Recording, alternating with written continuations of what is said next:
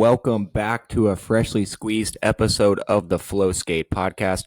I am Sawyer Stinchfield, and with me today is a very special guest. He is a young gun and up-and-comer in the IEHL.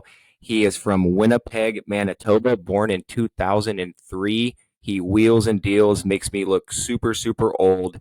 It is Jackson Reimer. Jackson, what's going on, buddy? How are you today? How you doing? Doing great. Happy to be here. Yeah, this is a crazy experience, and I'm just grateful to be a part of it. So speaking of the experience, how has your experience in Israel so far been? It's what been 2 weeks, Yeah, 2 weeks. about 2 weeks, yeah. So how's your experience been so far? It's crazy. Just landing in Israel here. It's a complete culture shock. You get here, and all you hear is people honking their horns and people in the streets driving like maniacs. And I was like, what's going on here? But no, it's been crazy. The weather's beautiful. It's consistent and sunny and beautiful every day. Beaches are incredible, and yeah, the players here are pretty solid. Get on the ice is it's hard to get on the ice in Israel, but when you're on the ice, it's incredible. So yeah, it's been a great experience so far. So is this your first time? Obviously, you've been back and forth Canada, America, but is this your first time overseas? Is this your first time in Israel specifically? Yeah, this is my first time overseas playing hockey at all. This is the first time in Israel, so it's definitely adjustment playing against guys from all over the world, Russia, Israel, like all these guys. It's crazy. They all know how to skate. Germany, they all know how to play puck. It's just a great experience to play with guys from different countries and not seeing your typical just Canadian American style hockey. It's different. It's faster. It might not be as rough, but at times there's a lot more fighting as well. So it's especially out here. You got Stinchy guy drops gloves every 5 minutes, but that's a different story.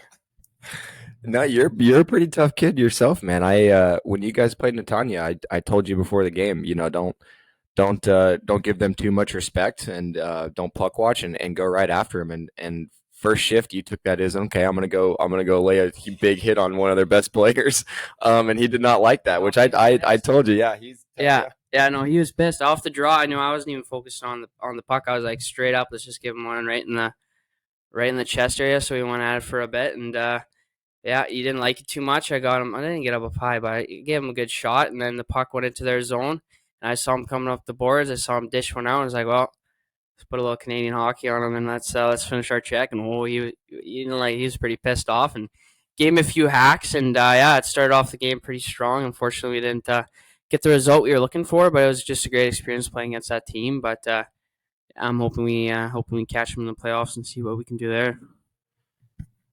Yeah, you guys still have a lot of time to work things out.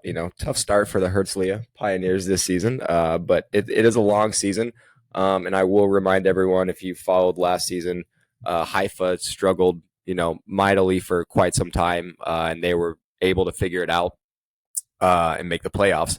So don't worry about that. You guys will be all right. Now you are the captain of the team. Now remind everyone how old you are. I'm 20 years old. I'm an 03.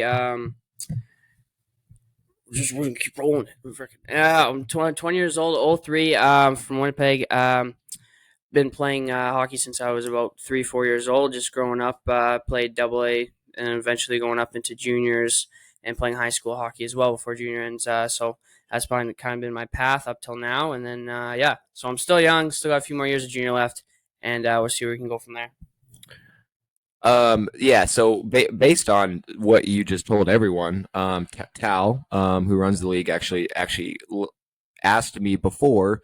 He showed me the roster and said, I'm thinking about making this Jackson kid the captain. And I said, okay, like, what do you know about him? He said, well, he played a good level. He's from Canada. He's a young kid. He said, but, I've spoken with him and he seemed super humble. And I said, yeah, it's, sounds like a good idea. It's a new team. And it turned out to be, I'll be honest with you, the correct decision. To every coach and scout listening out there, this kid sitting next to me is a leader on and off the ice. He has, taken complete control in a good way of that team. And he's got guys that are 15 years older than him. He's organizing team dinners. He's making sure guys pay their debts and making sure, guys, pay up on fines and things like that. And for, your first time, like you Yeah. said, being out here, man, that's pretty awesome. So anybody listening out there, this kid is a naturally born leader, sitting next to me. So what have you thought about the hockey so far? And what are you hoping to accomplish here this season? What's your goal this season out here in Israel? Yeah, so far being out here, it's just been a bit not of a culture shock, but there's playing against going from juniors to playing against guys who played pro, played semi-pro. These guys are they're no joke. They're every hit it's harder, it's faster. The game seems to move just at a quicker pace, and yeah, I'm just hoping to help lead the team to hopefully lead them to playoffs. We got a bit of a uphill climb here in the next 7 games, but I'm hoping we can just string some wins together. And personally, just I'm on a decent track so far, so I'm just hoping to keep contributing and helping the team do whatever I can. And yeah, and the goal, of course, is to see one of these guys in the finals and maybe take them on. But I mean, we got a big uphill climb ahead of us. But just make it to the dance is kind of what we're focused on at the moment. So Yeah, I'll humbly say getting a medal, any kind of medal, bronze, silver, or gold in this league is a good feeling. It's a good feeling. A few guys in this league have done it 2 years. A few guys in this league have done it one, and some of us want another one.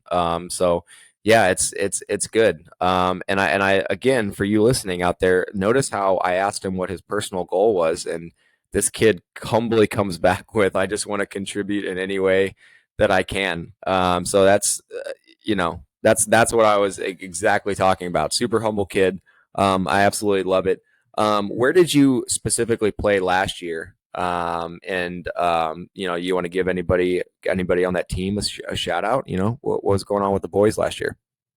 so last season we started. Me and my brother started with the in the MMJHL Major Junior in Manitoba with the Reals, and me and my brother, our goal going into the season was to play together, regardless of where it was. And unfortunately, it started off the season by me making the roster and him unfortunately getting cut.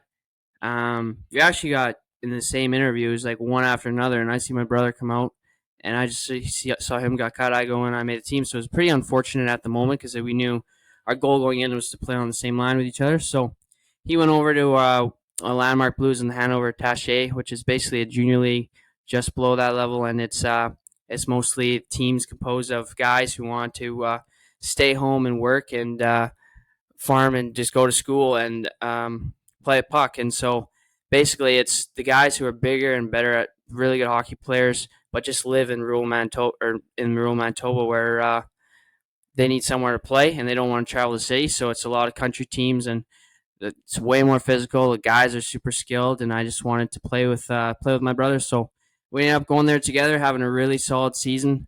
Made the playoffs. Yeah, it was a really good experience. We were one of the top lines in the league. We both I finished in the top 10 scoring, and he finished in the top I think 20.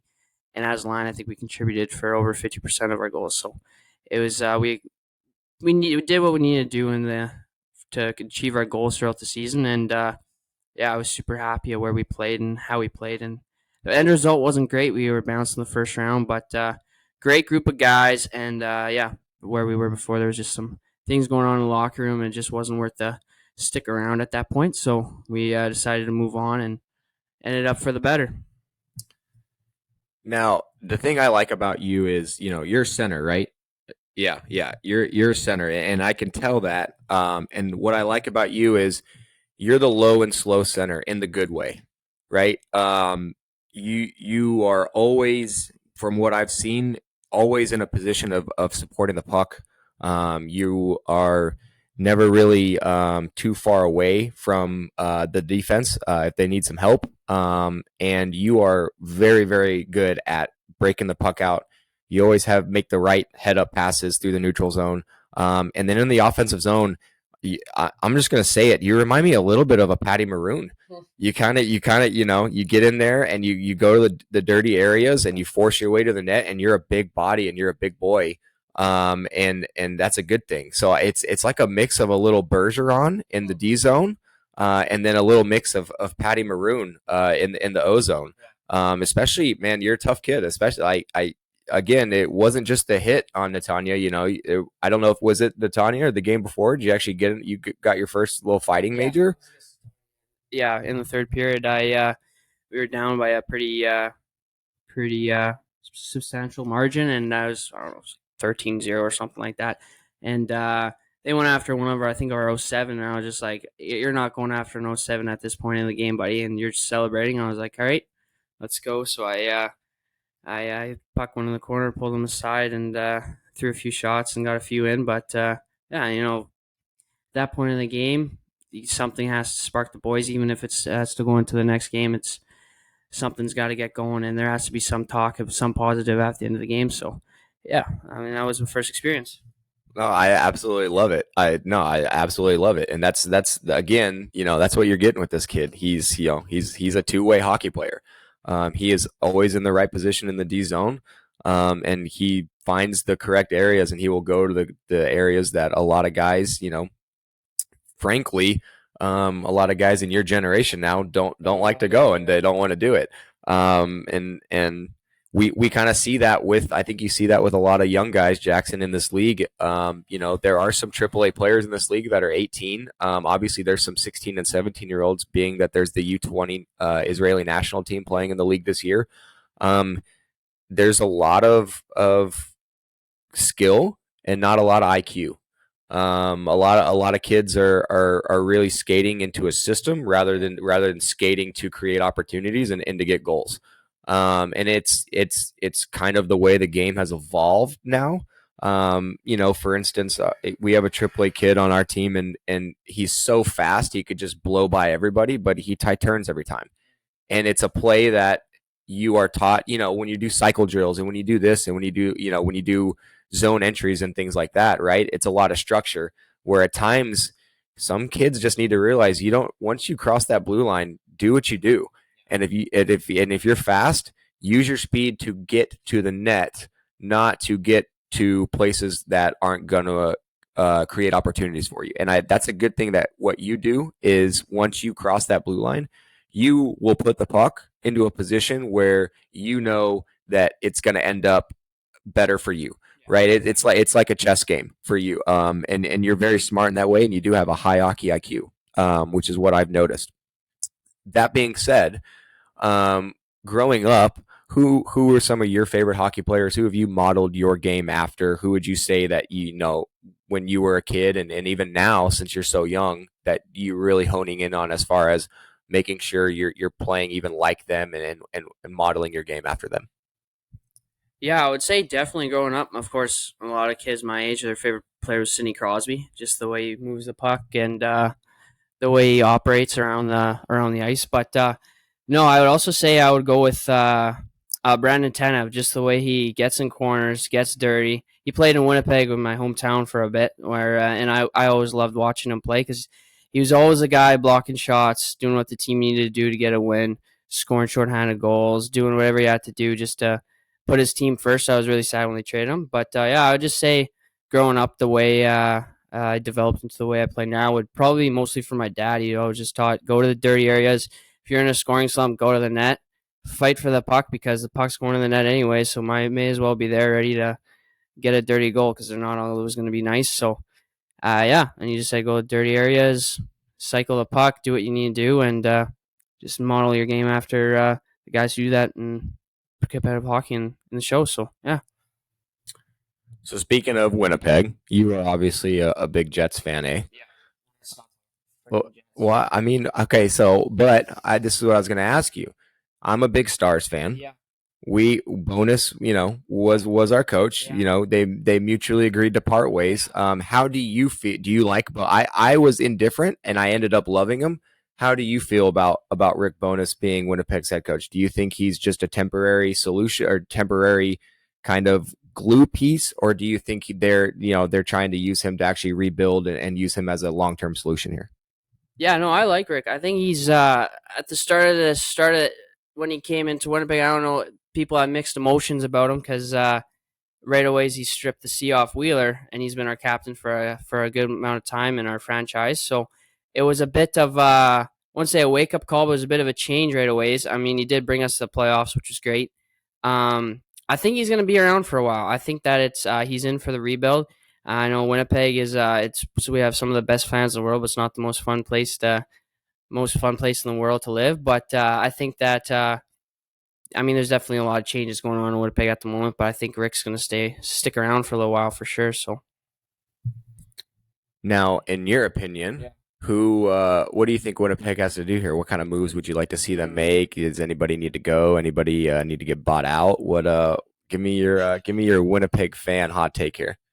okay, so well, Dubois just got traded the other day, so um, that was one of our better players last season. I think we got to bring in if we're gonna make a trade and get rid of our guys who have basically built our franchise the past 5 years. I think we're gonna have to make a pretty substantial trade if we are looking to get a cup, which I think everybody in Winnipeg wants a cup. We've been in the league for a little while now, and we had a few decent runs, but I know none of us really want to just stay at the first round. So I think we gotta go after a veteran guy who can really help the team and work with the young guys we have in the system. And I think we just got to make a push next year, and then to see what happens after that. I think right now we have one more year, maybe two, of guys still on their contracts that we need to take advantage of, and not just trade them off right away and see you later, basically. So yeah. I, for those of you who don't know, we are. It's like Godzilla in here right now with the flies. With the flies. The AC is not on. We just have the window open and the flies. And there's two flies flying around that are just absolutely, yeah, just, but they keep running into each other and they're almost fighting in the air. It's like freaking Jurassic Park in here with the flies. But yeah, no, I listen. You Canadian people know your hockey, and you know exactly what you want to see out of your teams. Yeah. I don't think you could grab the mic quicker when I said give me your opinion on what you think the Jets need to do here. You grab that mic super fast, which is very typical. Now also very stereotypical. Are you a big Trailer Park Boys fan? Is that something that's consistently on your TV? What's going on there? What is Jackson Reimer watching at home? What's he Netflix and chilling to? What's going on there? I'm gonna get chirped for this. Yeah, I mean Trailer Park Boys, you gotta watch if you're Canadian. Of course, it's a great show. But I would say some guys at home might not like it. They might chirp me a little bit. But I mean, Big Bachelorette guy. You know the boys. Big reality guy, huh? Once in a while, you throw it on and have a good time. But put it on with a girlfriend, and it's not bad. Yeah. But other than that, no, just mostly just sports and watching the games, and mostly Jets games. You throw a Jays game on once in a while, and mostly the local teams that we got around. Just throw them on the TV, and you dip inside the Bachelor once in a while. That's about it. Okay, you heard it here first on the Flowscape podcast. Jackson Reimer, big reality TV, big Bachelor guy. So the boys, it's gonna get around, buddy. It's gonna get around. Everyone knows now. Reality TV is good. If you say you don't like reality TV, I was a big when I was your age, I was a big Jersey Shore guy. Yeah, big Jersey Shore guy. So if you say you don't like reality TV, you're just lying to yourself. In some way, shape, or form, some reality TV show is made for each individual person in this world. I'm sure of it. But speaking of back home, anybody specifically you want to give a shout out to, say hello to? What's while you're over here in Israel, mom, dad, anybody? Yeah, shout out to my parents, to my two brothers, Macias and Kieran, and to my girlfriend, of course, Kristen. And yeah, just say what's up. Missing you guys. I know they're watching the games and cheering us on from there, and they're just as excited as us that the league is growing here in Israel. And yeah, everybody back home is tuning in, and a lot of interest drawn from Manitoba specifically because of, that I'm going here and doing my best and contributing to growing the game here. So yeah. So speaking off that, one last question, and hello to the Reimer family. You have raised a very good kid out here, and the veterans out here have no problem taking care of him. He's good to have out here, and he's a leader himself. So good on you for that. But one last question. Yeah. what what are your hopes to for this league, 5 years from now? What do you want to see out of hockey in Israel, since you are and were brought here as an import to help grow the game in Israel? What do you want to see, from hockey in Israel 5 years from now? Do you plan on, if you can, coming back next summer? Is this something that you want to keep doing? Have you had that much fun with it already? What's been your experience? And then we'll end it there. But yeah, give us the quick rundown of how you hope to see the game grown, from you being here. Yeah, 100%. I've enjoyed my experience so far, and there's no doubt in my mind that I want to come back. I want to see the game grow to a point where we got imports coming from all over the world coming in here, the best guys, the best players, young studs, older studs too. Oh yeah, The little shit just called me old. Golly, wow. No, I want to see the game grow. The game here in Israel grow to where there's multiple rinks around the city, closer to the beach, Tel Aviv, and I want to see the league grow to the point where possibly in 5 years there's 16 teams. Best imports, housing is developed for players in the summer.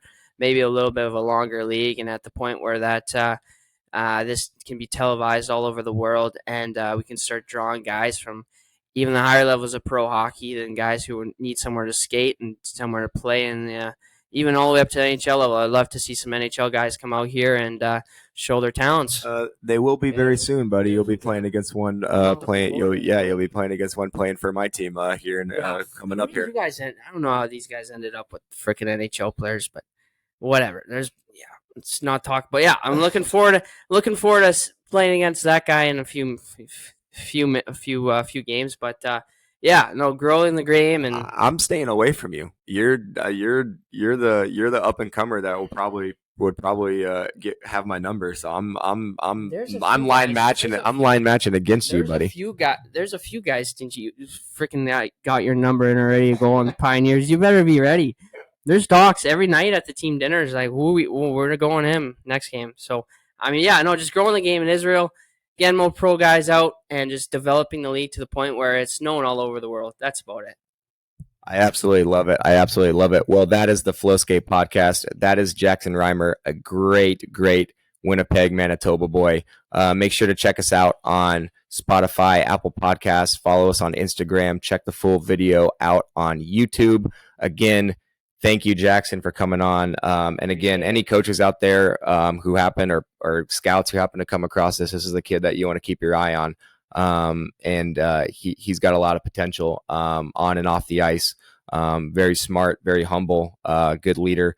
So he's got a very bright future. So be on the lookout for Jackson Reimer in some league coming your way next year. And like I said, we'll get you in contact with that specific coach we talked about earlier after this, and see if we can't get you set up for a good spot next season, man. Because like I said, us veterans out here know a lot of people.